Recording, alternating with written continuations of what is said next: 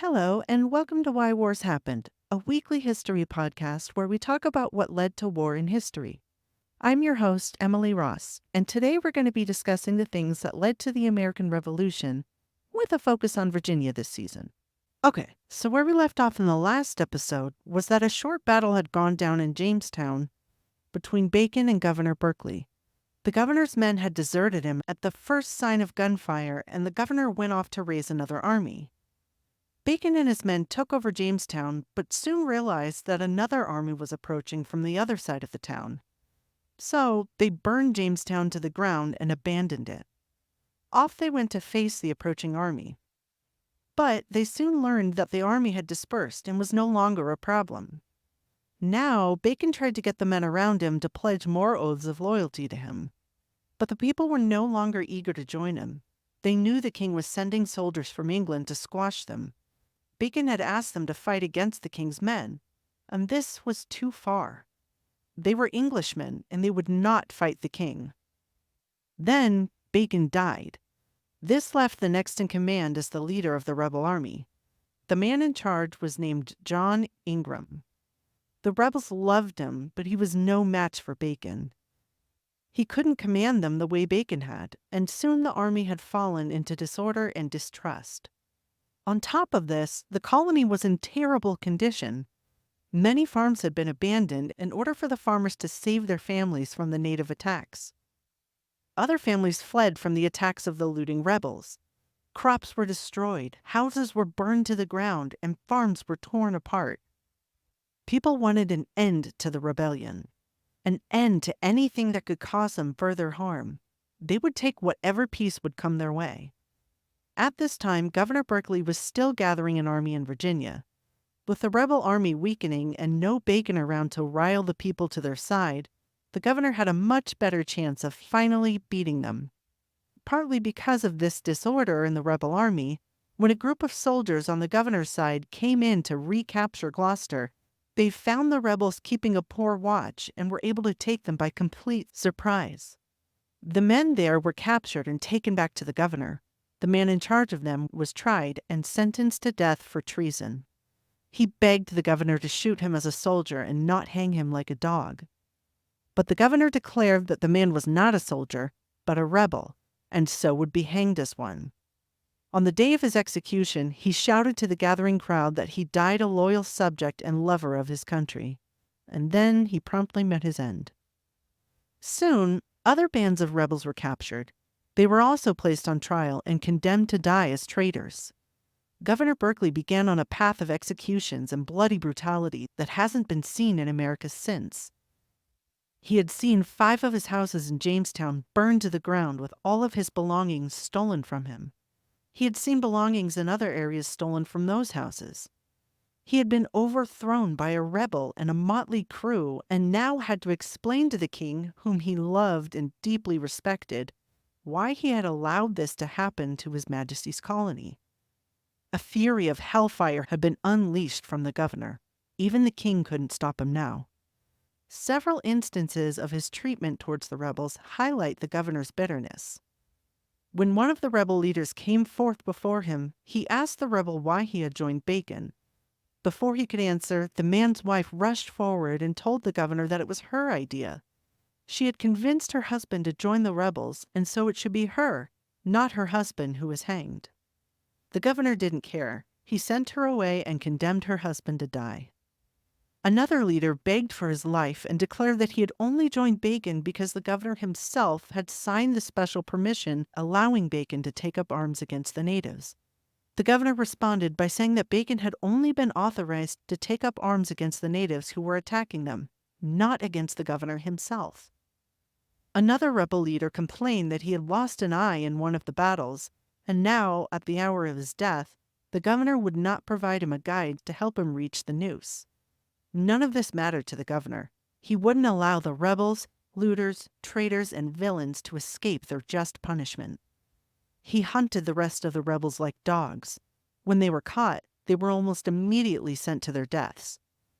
He almost seemed to take joy in the executions. Gone was the man who could compromise to avoid battle. Gone was the man who would ensure peace in the colony. Governor Berkeley was now an old man, hardened by his losses and embarrassments. His army invaded the areas where rebels were camping out and even set up one of his own camps in the very house where Bacon died. Even the symbol of Bacon would meet its end. The people of Virginia joined the governor's army. Some of them really supported the governor. Many didn't actually support him, but just wanted it all to end. The governor's army was able to capture some of the rebels, but they also had some disasters, like when nearly an entire group under the governor fled from battle rather than fight the well-experienced rebels. The remaining soldiers laid down their weapons and negotiated with the rebels rather than fight them. But in the end, the governor was able to retake Virginia. When it came to the last major rebel leader, John Ingram, who had taken over when Bacon died, he and the governor were both eager for the fighting to stop. Governor Berkeley had been deeply humiliated by having been thrown out of power by rebels. It would have been another embarrassment for the English soldiers to be the ones to restore him to power. So he sent a messenger with an offer to pardon Ingram. Ingram accepted. Now the governor had to convince the rest of the rebels to surrender as well. So Berkeley sent the same messenger to the other rebel armies. He offered them a pardon and full soldiers' pay for the time they spent fighting under Bacon. This was extremely generous.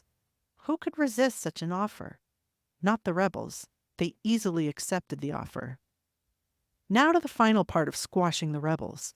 Throughout the rebellion, there were two men who constantly advised Bacon on how best to carry out his plans. The governor hated these two men with a fiery passion.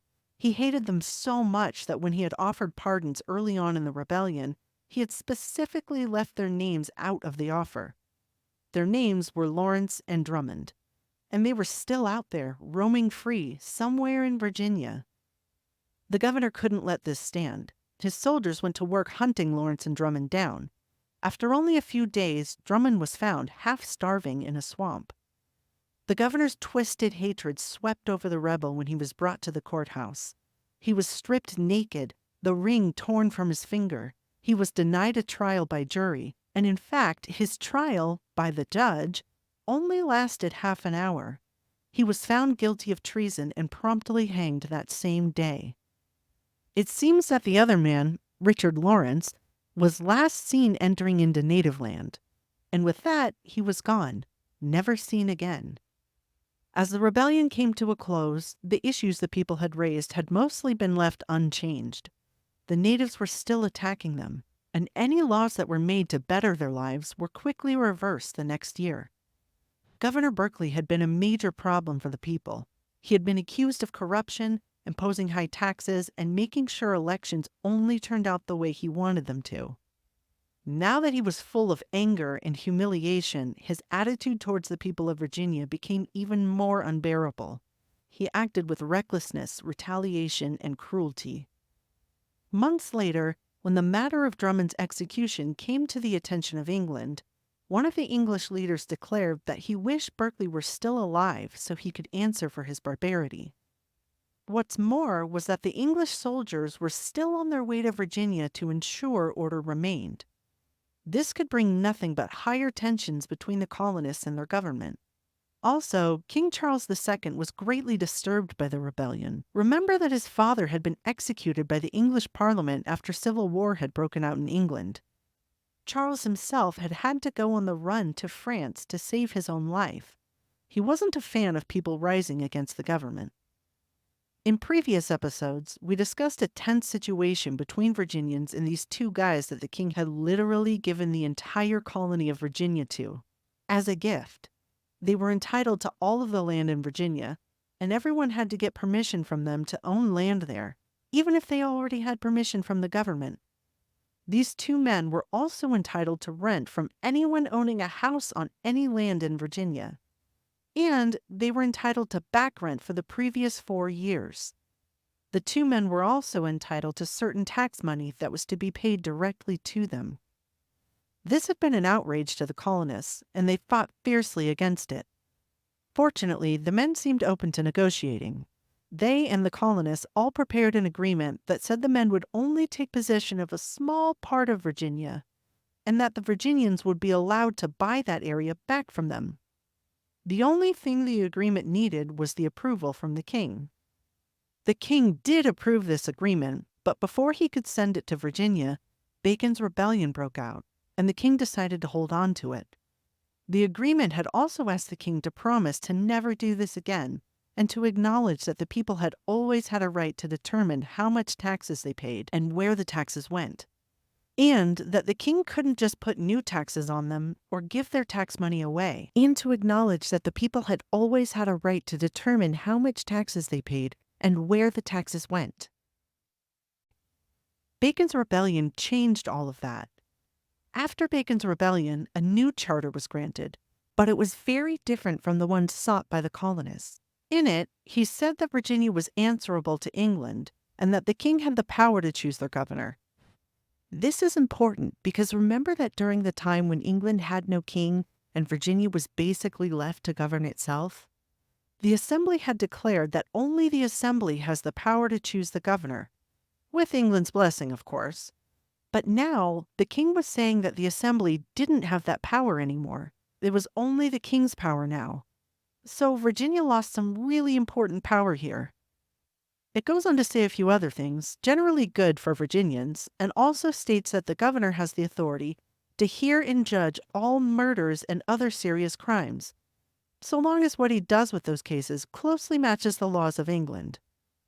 One of the other effects the rebellion had was that the image of rebels being hanged was fresh enough in the people's mind that they dare not complain any longer about the Navigation Acts.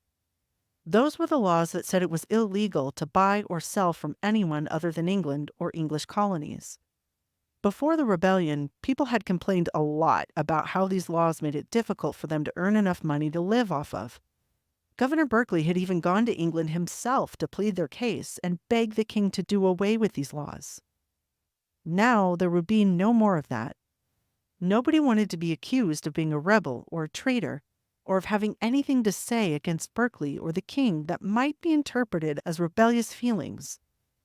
Yet, even though there were some bad consequences from the rebellion, the Virginians learned in a strong way that they actually did have power. When it came down to it, they could force the government to listen to them. It gave a sense of fellowship among the poor and working classes in Virginia, and it created a new type of colonist there, one that would resist the government even at the risk of his own life. The government also learned a very small lesson that they had better be careful when making decisions that might cause another rebellion. Unfortunately, they didn't learn this too well, for it wasn't long before Governor Berkeley started his path of revenge with the Assembly supporting him. That's all for today. Thanks for tuning in. Join us next week when we discuss how the governor rampaged through the colony, murdering, plundering, and even disobeying the king on his quest for revenge. Subscribe so you don't miss the next episode, and comment your thoughts on this episode below. See you next time on Why Wars Happened.